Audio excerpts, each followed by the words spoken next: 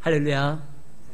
하나님의 크신 은혜가 이 자리에 참여한 모든 성도님들과 영상을 통해서 예배에 참여하는 주의 백성들 위에 그 하나님의 위대하심에 함께하기를 예수의 이름으로 축원합니다. 많은 사람들이 상처를 받습니다. 관계를 통해서, 환경을 통해서, 아니면 자신들이 생각하고 뜻하는 바대로 일이 진행되지 않음을 보고 상처도 받게 되고 또 소갈이도 하게 됩니다. 그러할 때 존귀한 자를 만나면 그것이 어느 정도 치유될 뿐만 아니라 큰 위로를 받는 경우가 있습니다. 1992년 그때 처음으로 제 아내와 함께 주일학교 선생님을 한 적이 있어요. 그때 여름성경학교를 진행을 하는데 지금처럼 이렇게 시설이 좋지 않았습니다. 냉난방이 되지 않는 선풍기도 몇 대 아닌 그곳에서 그땐 또 아이들이 여름성경학교 한다고는 엄청 모였어요. 교회 안 다니는 그 동네 아이들도 일당 와요. 심지어 다른 교회 다니는 아이들도 서로 품앗이합니다. 내가 여기 와가지고 너의 전도를 받고 왔다고 하니까 그래서 이제 전도상 받도록 자기들끼리 또 이렇게 마치 개모임처럼 그렇게 해서 많이들 와요. 그러다 보니까 그 좁은 예배당에 아이들이 많고 난방도 제대로 되지 않아서 여름성경학교 한번 진행하면 땀으로써요 옷이 홍건하게 돼요. 지금처럼 뭐 2박 3일 하는 것도 아니에요. 한 일주일 해요. 여름성경학교가 새벽에도 합니다. 그래 아이들이 또 새벽에도 나와요. 그래서 이제 출석 도장을 찍으면 그거 다 채우면 선물을 받으니까 새벽부터 늦은 시간까지 아이들과 그 좁은 예배당에서 씨름을 하면은 너무 힘들어요. 그런데 이렇게 선생님들 수고한다고 그때 교회 집사님들이 각자 자기의 집에서 선생님들 이렇게 식사를 제공을 합니다. 한 분이요 국수를 대접한 적이 있는데 그 맛이 지금은 생각도 안 나요. 그러나 그 느낌은 참 맛있었다라는 느낌이 아직도 기억에 남아 있습니다. 정말 아이들과 씨름하면서 그렇게 힘들게 시간을 보내도요 그렇게 섬김을 하는 하나님의 거룩한 백성의 어떠한 대접을 받게 되면 그렇게 위로가 되고 그 마음에 참된 평화가 오는 것을 느끼게 됩니다. 성경에 보면은요 그런 이들이 많이 나와요. 하나님의 말씀대로 살아가려고 하다가 너무나 큰 상처를 받게 되는 사람들이 존귀한 자들을 만났을 때, 그들의 섬김을 받았을 때, 그들과 대화를 나눴을 때 위로를 얻고 다시 한번 새 힘을 얻는 그런 장면들이 등장을 합니다. 성경에 보면 이런 자가 나와요.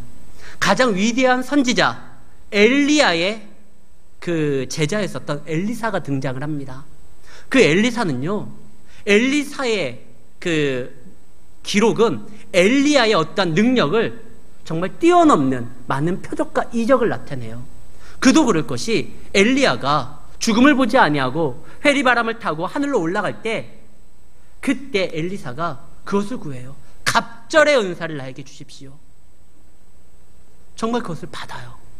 그래서 성경에 보면은 엘리야가 이뤄냈었던 기적과 표적보다 엘리사 때 거진 2배의 기적들이 기록이 되어 있습니다.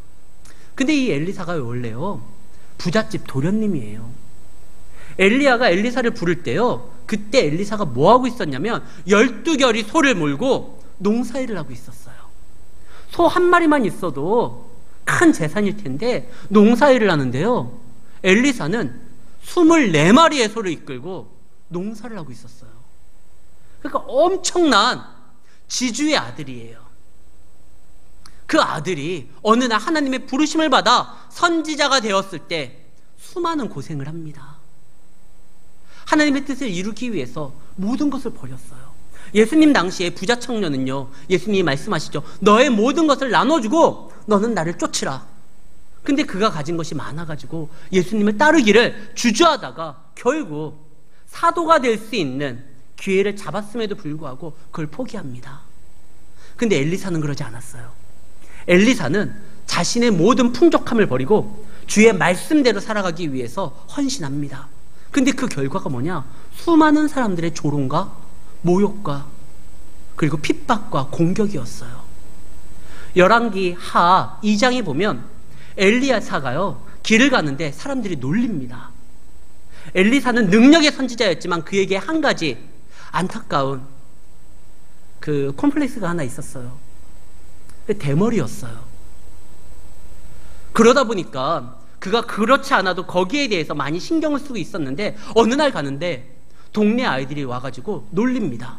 대머리여 대머리여 올라가라 올라가라. 제가 생각하건대 이 말의 뜻을 엘리사는 이렇게 받아들였던 것 같아요. 대머리잖아요. 근데 이 대머리가 올라가라 올라가라 하니까 얼마나 열받겠어요. 그거 함부로 놀리면 안 돼요. 저도 저희 할아버지가 대머리셔요. 유전적이기 때문에 저도 지금 그래서 약을 먹고 있어요. 그거 놀리면 큰일 나요. 이거는 마음에 상처를 주는 겁니다. 엘리사가요, 그 능력의 선지자가 지나가는데 대머리에 올라가라 올라가라 하니까 이 엘리사가요 저주해버려요. 함부로 놀리지 마세요. 저주를 하니까 곰이 나와가지고 이 아이들을 찢어놓습니다. 지금요 이 엘리사 시대 때 동네 분위기가 그래요.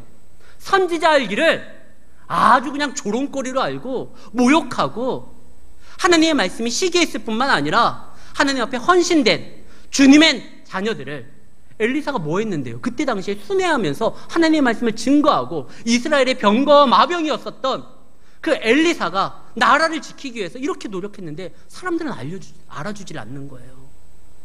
그랬는데 2장 후에 열왕기하 4장에 보면 수넴 여인이 등장을 합니다. 이 여인이 엘리사가 말씀을 들고 그렇게 복음을 증거하고 다니는 것을 너무나 귀하게 여겨가지고요 남편한테 말을 합니다. 저 사람이 하나님의 사람 아니냐. 그가 말씀을 증거하고 그가 말씀을 선포할 때 우리나라가 왕의 군대로 지켜지는 것이 아니라 이스라엘의 진정한 병과 마병은 저 엘리사 하나님의 사람이다. 그가 기도하는 그 하나님이 우리를 지키는 거 아닙니까? 그를 위해서 우리가 방을 하나 예비해 줬다가 그가 좀 쉴 수 있도록 그렇게 좀 대접을 합시다. 엘리사가요, 상처받았던 그 엘리사가 그 여인의 그 베품으로 인하여 하나님 앞에서 존귀했었던 믿음을 가지고 있었던 그 여인을 만나고 크게 위로를 받아요. 얼마나 큰 위로를 받았는지 엘리사가요 알아서 저 여인이 필요한 게 무엇이냐 자기 사원한테 얘기해가지고 그 여인이 달라고도 하지 않았는데 그 필요를 채워주고 싶은 만큼 그 엘리사는 큰 위로를 받습니다. 우리가 상처를 받을 때 우리는 존귀한 자들과의 만남이 필요합니다. 어떤 자들이 존귀할까요? 하나님의 말씀 안에서 바로 세워진 사람들, 그런 사람들과 같이 있으면, 세상 사람들과 같이 있으면 고민거리만 더 생겨요. 모이면 무슨 얘기해요? 자녀 교육 얘기하고 주식 얘기하고 뭐 나라 정치 얘기하고 그거 답 없어요. 거기에서 얘기해봤자. 거기에서 있어봤자 근심거리만 더 생길 뿐입니다. 우리는 존귀한 자들을 만나야 돼요. 그래서 교회는요 믿는 사람들이 모이게 더 힘써야 됩니다. 왜? 모였을 때 위로가 있고 모였을 때 우리 자신이 회복되는 놀라운 역사들이 나타나기 때문에 그렇습니다. 지금요 사무엘을 누가 만나냐? 상처받았었던 사울이 만나고 있어요. 사울은요 지금 아버지의 명에 따라 아버지의 암나귀를 찾으러 가는데 그걸 못 찾아요. 책임감 강했었던 이 사울은요 그가 얼마나 책임감이 강했었는지 암나귀를 찾으라고 했을 때 원래 사울의 집은요 좀 있는 집 같아요. 사환도 두고 종도 있고 그 다음에 나귀도 있고 어느 정도의 그 재산이 있는 것 같아요. 나귀를 찾으러 갔을 때 한번 둘러보고 오면 되는데 3일 동안 헤맬 정도로 이 부잣집 아들이요 책임감 있게 행동을 해요. 근데 나귀를 못 찾아요. 아버지가 걱정할 것 같아요. 내가 그래도 책임감이 있는데 아버지의 명령인데 오랜만에 아버지께서 나에게 시킨 일인데 이거 하나 제대로 감당하지 못하다니 상처를 받고 있는 상황에서 누구를 만나냐? 하나님의 존귀한 사람 사무엘을 만납니다. 그를 만났을 때 그의 문제가 해결될 뿐만 아니라 자기도 몰랐었던 자기를 향한 하나님의 놀라우신 계획이 있다는 걸 발견하게 되고 기름 부음 받아 이스라엘의 첫 번째 왕으로 세워지는 그러한 일들을 경험하게 됩니다. 사랑하는 성도 여러분, 우리도 존귀한 자들을 만나야 돼요. 성도들을 만나는 것도 존귀하지만 가장 존귀하신 분이 누굽니까? 예수님을 만나야 돼요. 예수님을 만날 때, 하나님을 만날 때 목동이었던 자가 왕이 됩니다. 어부였던 자들이 사도가 됩니다. 남들의 눈을 피해서 도망다녔었던 사마리아 여인이 하나님의 복음의 증거자가 됩니다. 가장 존귀한 예수님을 만날 때 우리는요, 그 마음의 상처가 위로될 뿐만 아니라 나를 향한 하나님의 뜻이 무엇인지를 발견하게 되고 우리의 인생의 방향이 바뀌어지는 그런 역사가 일어난다는 것입니다. 그래서 우리는 하나님 앞에 나와야 되는 거, 이 시간 굉장히 중요한 시간이고 나의 인생의 방향을 바로 잡는 시간이라는 것을 아셔야 됩니다. 어쨌든 지금 사울이요, 사무엘을 만납니다. 그 사무엘의 이야기를 하죠. 너는 하나님께서 너를 왕으로서 세우는 그런 계획이 있었고 이제 그것을 실행한다 하면서 그의 머리에 기름을 부어요. 원래 기름은 언제 부어지느냐? 왕으로서 세워진 다음에 부어져야 돼요. 근데 왕으로서 아직 세워지기 전에 이미 기름을 붓습니다. 그 의미는 이거예요. 하나님께서 너를 택하여 지명하여 불렀으니 너는 백성이 세운 왕이 아니라 하나님이 먼저 세우고, 그리고 너의 길을 하나님께서 이끄실 테니까 너는 왕으로서 나아가기 전까지 준비하라는 거예요. 하나님께서는 우리 한 사람 한 사람에게 이미 기름 부어서 당신의 자녀라는 것을 인치셨습니다. 우리는요, 사람들이 세워서 나아가는 자들이 아니라 하나님이 세우시고 인도함으로 인하여 살아가는 주의 백성임을 기억해야 됩니다. 동상이몽이라는 말이 있죠. 같은 자리에서 꿈을 꾸지만 서로 다른 꿈을 꾸는 거예요. 지금 이스라엘 백성들은 왕을 세워달라고 합니다. 그래서 어떻게 되기를 원하느냐? 열방과 같이 되기를 원해요. 그래서 이스라엘 백성들이 왕을 요구할 때 우리도 이방같이 왕을 세워서 열방과 같이 살아가게 해주십시오. 그러나 하나님은요, 그들을 열방과 같이, 이방과 같이 세우려고 그들을 부른 게 아니에요.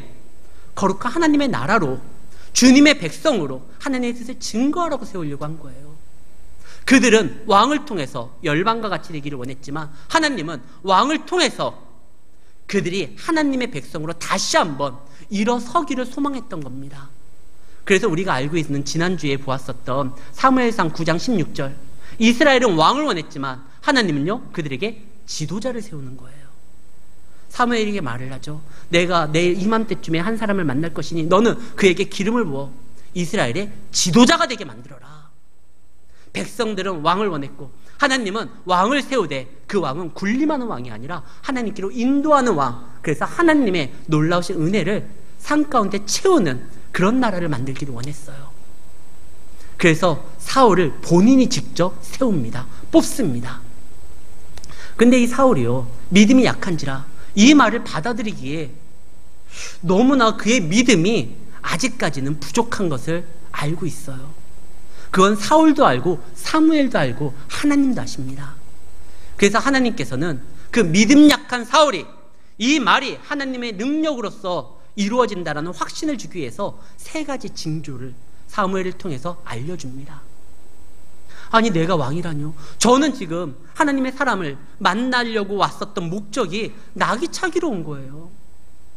우리 아버지의 나귀를 찾아서, 암나귀를 찾아서 번식을 하고 그 나귀를 통해서 노동력을 통해 재산을 이렇게 불리는, 그러려고 왔는데 아니, 왕이라니요. 여러분들이 어떠한 목적과 어떠한 의도로 이곳에 왔는지 솔직히 모르겠습니다. 그러나 이곳에 오면은요, 여러분들의 뜻이 아닌 하나님의 뜻을 알게 되고 여러분들이 생각지도 못했던 하나님의 여러분을 향한 계획을 발견하게 될 겁니다. 그분의 계획이 뭐죠? 성도로서 살아가는 거예요. 하나님의 백성으로서 살아가는 거예요. 그분의 이름을 부를 때 천국이 움직여지는 놀라운 역사를 여러분들을 통해서 실현시키려고 여러분들이 비록 내가 왔다 생각하지만, 어떠한 생각으로 왔다 생각하지만 사실 하나님의 인도함이 있었던 겁니다. 실제로 그래요. 지금 사울이요, 낙이 찾아서 자기가 하나님의 사람을 찾았다라고 생각하지만 이미 하나님께서는 사무엘에게 말해요. 내가 그 사람을 너에게 보내겠다. 우리의 발걸음을 인도하시는 것도요, 하나님이라는 것을 기억하셔야 됩니다. 어쨌든 지금 하나님께서 세 가지 징조를 보여줍니다. 너가 라헬의 묘실에서 사람을 만날 텐데 암나귀를 찾았다라는 얘기를 들을 것이다. 두 번째, 오늘 3절 말씀에 보면은 다볼 상수리 나무에 이르면 하나님께 나아가는 베델로 올라가는 사람들을 만나서 그들에게 너가 떡덩이를 받을 것이다. 세 번째, 블레셋의 영문 앞에서 선지자들의 무리를 만나서 너가 예언하게 될 것이다. 이 세 가지 징조를 보여주고 이 세 가지 징조가 말이 끝나기가 무섭게 바로 실현됩니다. 근데 여기에서 왜 세 가지 이런 징조를 보여줬을까? 오늘날 이런 징조는요, 우리에게도 동일하게 적용이 됩니다. 첫 번째, 라헬의 묘실 앞에서 사람을 만나서 암나귀를 찾았다라는 얘기를 들어요. 지금 사울이요, 가장 근심하고 걱정했던 것 중에 하나가 나귀 찾는 거였어요. 그러나 하나님 앞에 세워졌을 때 이제 그가 걱정하고 근심했던 그의 문제는 하나님의 문제가 됩니다. 하나님의 문제가 될 때 하나님이 해결해 주는 거예요.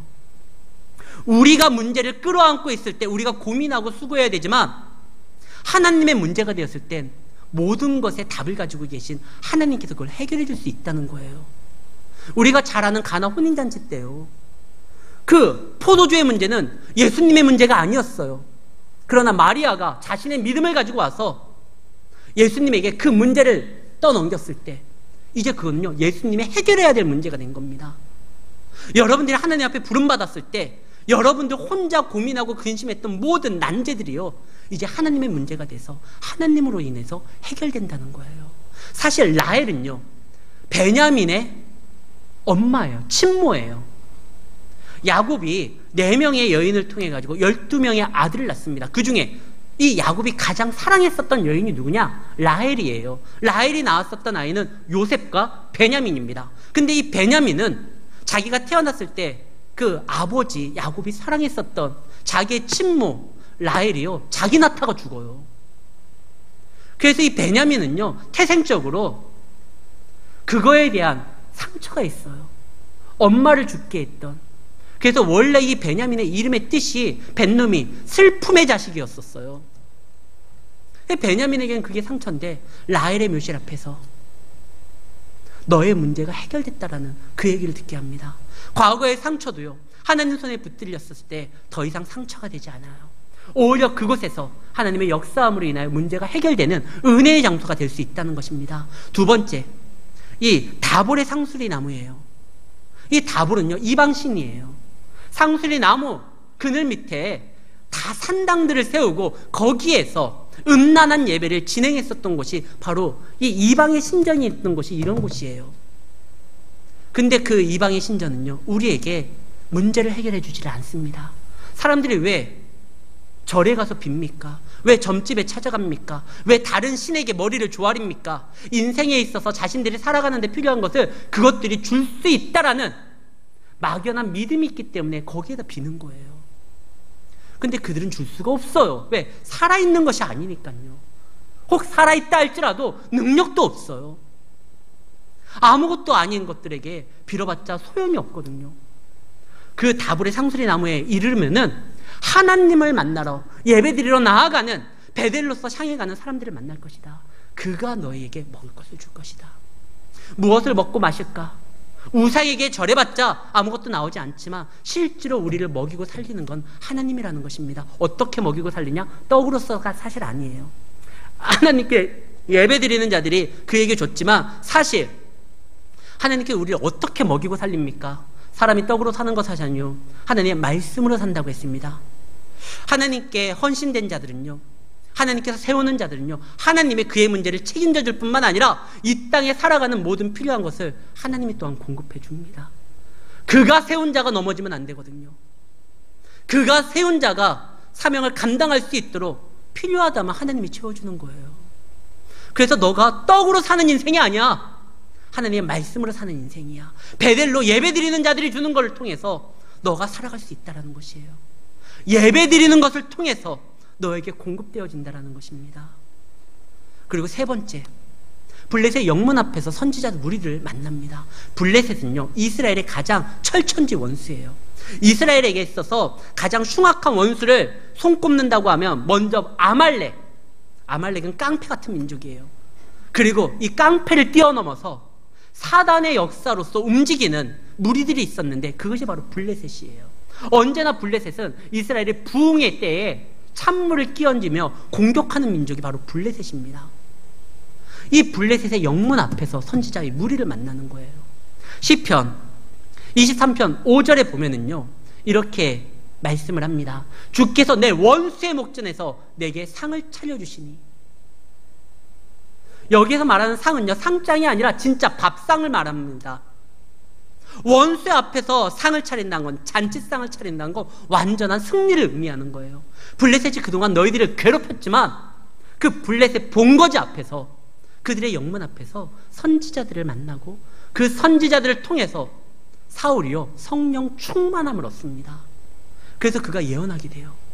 하나님께 헌신된 자, 그들을 괴롭히는 모든 문제들을 해결할 뿐만 아니라 그들을 공격하는 자들 앞에서 그의 믿음이 옳다라는 것을 보여주겠다라는 거예요. 그래서 영문 앞에서 성령 충만함으로 살아갈 때 더 이상 적은 적이 아니에요. 문제가 아니에요. 이스라엘 백성들이 하나님 앞에 그분에 대한 상상력으로 충만할 때 여리고를 돕니다. 여리고를 돌 때 이거는 전쟁하는 장면이 아니에요. 승리를 선포하는 개선 장군들의 어떠한 행진 같은 거예요. 비록 적은 아직 우리를 두 눈 시퍼렇게 쳐다보고 공격하려고 하지만 더 이상 하나님 앞에 붙들렸을 때 이미 게임은 끝났다라는 것입니다. 하나님 앞에 붙들린 자에 나아가면요, 감히 적이 노려본다 할지라도 우리를 해할 수는 없습니다. 그분이 지켜주니까요. 사울아, 네가 이제 왕이 될 거야. 왕이 될 때 백성의 눈치를 보지 마. 만약에 백성이요, 왕을 선출해서 뽑혀진 왕이라고 하면 왕은요, 여론에 따라서 움직여야 돼요. 백성의 눈치를 봐야 돼요. 그러나 사울은 왕이지만 백성이 뽑은 왕이 아니라 하나님이 세워준 왕이에요. 그러면 누구의 뜻을 찾아야 되죠? 하나님의 뜻을 찾아야 되는 거예요. 이스라엘의 왕은 군림하는 왕이 아니라 백성의 어떠한 이야기를 초합해서 정책을 펼치는 왕이 아니라 참된 왕이신 하나님의 뜻을 쫓아 하나님께로 인도하는 지도자의 왕입니다. 그래서 성경에서는 이스라엘의 백성에 대해서 이야기를 할 때 그들을 인도하는 자들을 뭐라고 표현하느냐? 목자라는 표현을 해요. 목자는 인도하는 자들이잖아요. 이제 우리는 하나님 앞에 불림받았습니다. 택함을 받았습니다. 그렇다고 하면 세상의 어떠한 뜻을 쫓아서 움직이는 것이 아니라 하나님의 뜻을 쫓아서 행동해야 되는 거예요. 목사인 저도, 장로님들도, 권사님들도, 집사님들도, 성도들도요, 여러분들이 그 직분을 맡은 거는 누가 뽑아주는 게 아니에요. 하나님이 세우려고 작정해서 사람들의 손을 통해서 세워진 거지. 그렇다고 하면 우리는요, 하나님의 뜻을 쫓아 움직여야 됩니다. 자꾸 세상을 쫓아, 사람들의 어떤 의견을 쫓아 움직이면 교회는 교회답게 되지도 않아요. 교회를 세운 자가 누굽니까? 예수 그리스도께서 당신의 핏값으로 세운 거예요. 교회는요, 하나님의 뜻을 쫓아 움직일 때 교회가 교회다워지고, 그러할 때 이것이 복의 근원이 되고, 이것을 통해서 세상에 모든 살릴 수 있는 은혜들이 흘러 나타나게 되는 것입니다. 에스겔서에서 마른 땅을, 그 황폐한 땅을, 소망 없는 땅을 살렸었던 생수의 강은 어디서부터 흘러나왔냐? 성전에서부터 흘러나왔어요. 교회는 교회다워야 됩니다. 세우신 자의 목적에 따라 움직이면은요, 저들 눈치 안 봐도 돼요. 그리고 나중에 저들도 인정하게 됩니다. 당신들 때문에, 당신의 기도 때문에 우리가 살아갔으니. 교회가 교회답지 못하니까 문제가 되는 거죠. 사울이요, 처음에는 왕같이 되었어요. 자기를 세우신 하나님의 뜻을 쫓아 움직였을 때 사울 왕이 얼마나 멋있는 왕이었는지 모릅니다. 솔로몬도 처음에 왕이 되었을 땐 참 멋있었잖아요. 그래서 우리가 부흥사님들에게 막 기도 제목 적으면서 내 자녀 솔로몬과 같은 지혜를 달라고. 처음에 솔로몬은 정말 지혜로웠고, 그의 이름이 뭐였죠? 뜻이? 별명이 여디디아예요. 하나님께서 기뻐하는 자라는 뜻입니다. 그걸 하나님이 지어준 거예요. 솔로몬이 자기가 지은 게 아니에요. 하나님께서 직접 그는 여디디아, 내가 기뻐하는 자다, 이렇게 됐어요. 그러나 말년에 그가 그 세워진 목적대로 살아가지 아니하고 예배자의 삶을 포기하고 이방신들을 온 이스라엘에 세웠을 때 그때 문제가 됐었던 거죠. 어쨌든 사울은요, 처음에 굉장히 멋있는 왕이었어요. 그 세움을 받게 됩니다. 그리고 사울이 막 성령 충만해가지고 예언하게 됩니다. 근데 이걸 모르는 세상 사람들은 뭐라고 하냐? 조롱해요. 야, 사울이 선지자 중에 하나냐? 야, 그의 아버지가 무슨 선지자냐? 제사장이냐? 그가 무슨 예언을 해? 이 조롱하는 거예요. 그 맛을 몰라서 그래요. 성령 충만할 때 나타나는 현상이 뭡니까? 우리의 마음은요, 세상이 알 수 없는 그 기쁨으로 감사가 넘쳐요. 그러나 그걸 알지 못하는 사람들은 미쳤다라고 해요. 쟤 미친 거다. 사도 바울이 은혜가 충만했을 때, 그때 베스도가 하는 말이 너 미쳤다. 마가의 다락방에서 120명의 사람들이 약속된 성령으로 인하여 기쁨이 충만하게 됐을 때, 새로운 방언을 터져 나왔을 때, 그때 사람들이 뭐라고 했죠? 쟤들 술 취했다. 지금 사울도요, 성령 충만하니까 미쳤다라고 그래요. 야, 저거 웃기는 거 아니냐? 그러나요, 그들의 어떠한 이야기에 하나님의 은혜의 자리를 포기하는 것은 가장 어리석은 겁니다. 아무리 저 사람들이 이상하게 이야기한다 할지라도 그것을 포기할 만큼 하나님의 은혜는요, 헛되지 않아요. 값없는 게 아닙니다. 그 은혜를 맛보고 경험한 사람들은 누가 뭐래도 영생의 말씀이 여기 있으니 우리가 어디를 갑니까? 오히려 더 하나님 앞에 가까이 가기 위해서 더 충성을 하게 되죠. 사울은요, 그 은혜를 경험해 봤어요. 많은 사람들이 그거에 대해서 놀린다 할지라도 은혜가 충만해지니까, 마음이요, 부유해지니까 그가 그런 말로 상처를 받지를 않아요. 누가 뭐라고 해도 나는 이 은혜 가운데 있는다고 합니다. 근데 그 다음에 사울이 돌아와요. 사울이 돌아오니까 숙부가 말을 합니다. 숙부가 야, 무슨 일이 있었는지 한번 얘기해봐라.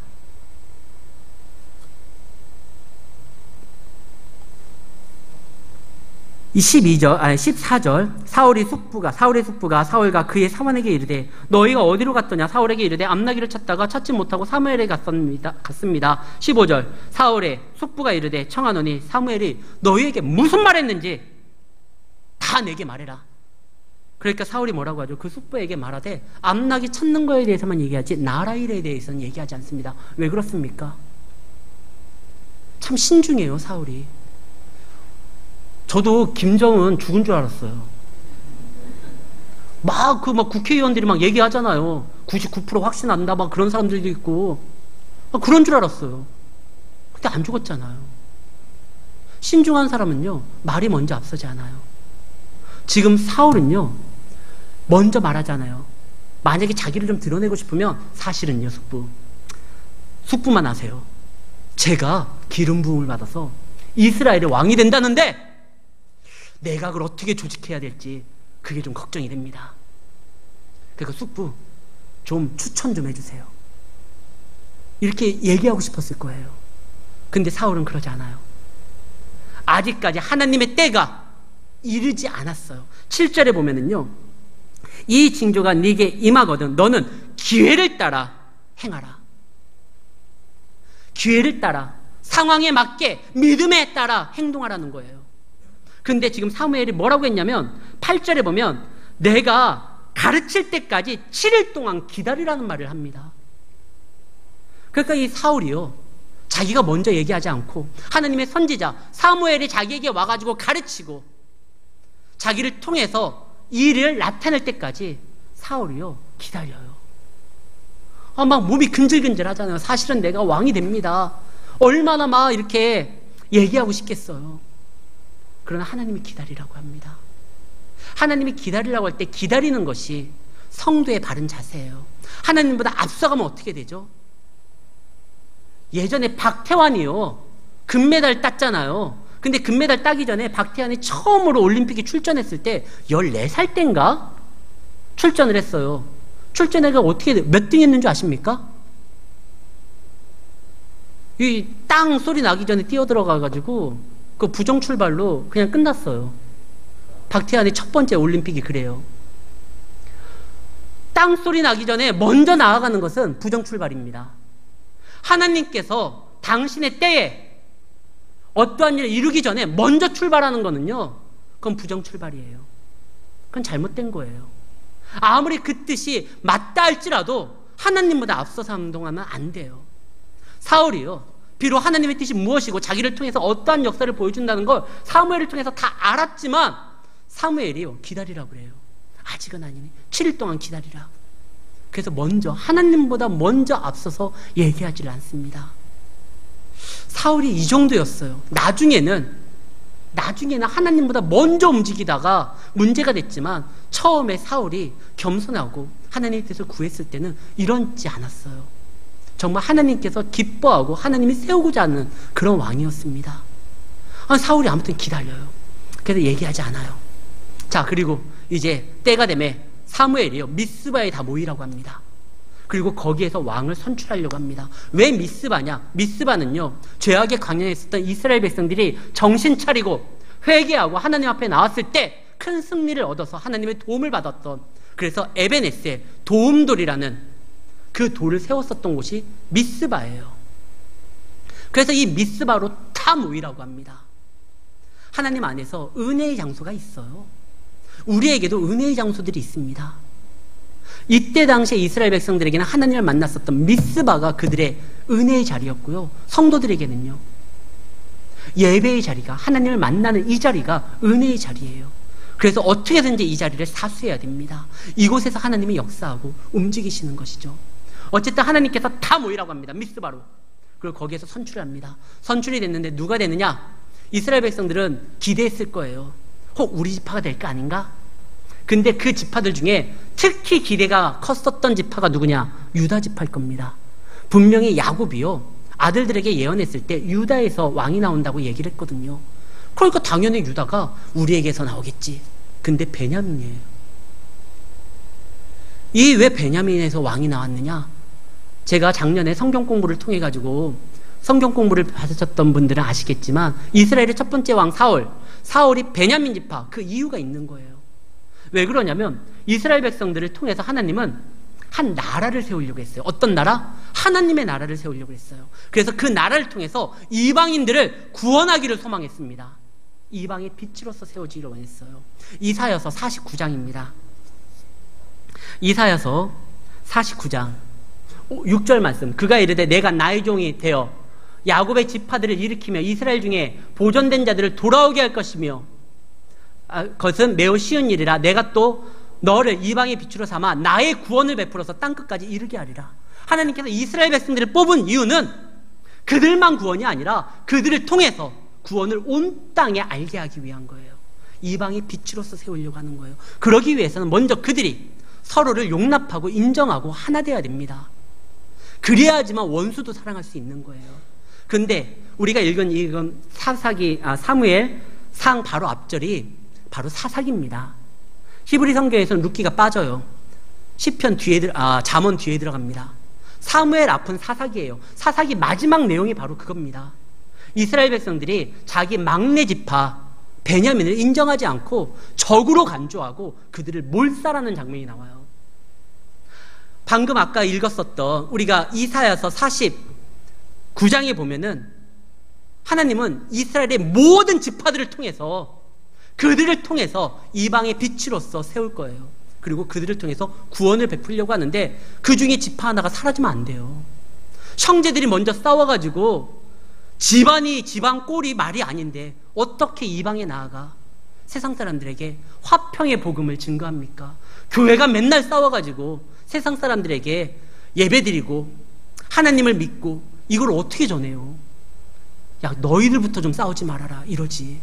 그래서 하나님께서 인정하지 못하는 이스라엘 나머지 지파들에게, 야, 베냐민 원수가 아니야, 너희 형제야. 아무리 잘못해도 너희들이 품고 끌어안고 잘못된 건 지적하고 혼을 냈지언정 적은 아니야. 너희들이 자기 형제도 적으로 간주하고 죽이면 진짜 적이라고 생각하는 이방 사람들이 너희들이 어떠한 하나님의 나라를 증거하는 데서 그 마음을 제대로 이해해 주겠니? 이해를 못할까봐 아예 인정할 수 없었던 그 막내를 왕으로 세워버립니다. 그럼 인정할 수밖에 없잖아요. 하나님께서는 어떤 일을 시작할 때요, 반드시 당신이 생각하는 어떠한 부분에 이를 때까지 기다리게 하고 훈련되게 한 다음에 그 다음에 이르게 해요. 복음도요, 예수님이 부활하자마자 다 가라 이러지 않잖아요. 약속된 성령이 너희에게 임하면 그러면 가라. 오늘 말씀에요, 그 얘기가 똑같이 나와요. 7절에 이 징조가 네게 임하거든 너는 기회를 따라 행하라. 하나님이 너와 함께 하리라. 이 말이 어디에서 나옵니까? 마태복음 28장 19절 20절에 복음을 증거하라. 땅끝까지 이르러 내 증인이 되리라. 내가 세상 끝날까지 20절 내가 세상 끝날까지 너희와 항상 함께하리라. 똑같은 말이에요. 징조가 임하면 그거에 따라 기회에 따라 행해라. 하나님이 너와 함께할 것이다.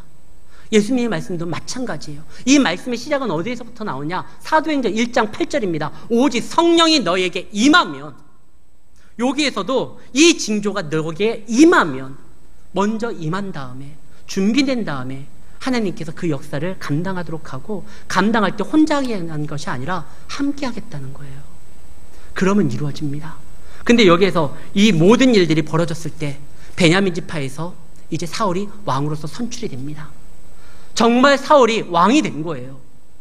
이제 하나님의 놀라우신 섭리 가운데 자기가 왕이 됐다는 걸 알았던 그 사울, 근데 사람들이 인정하지를 않으려고 해요. 그 중에 불량자들이 나타납니다. 27절 어떤 불량배는 이르되 이 사람이 어떻게 우리를 구원하냐? 말도 안 된다. 그래서 왕에게 마땅히 바쳐야 될 예물을 바치지 아니하고 그를 떠납니다. 그때 사울이 어떻게 하죠? 이것 봐라, 내가 방금까지는 왕이 아니었지만 이제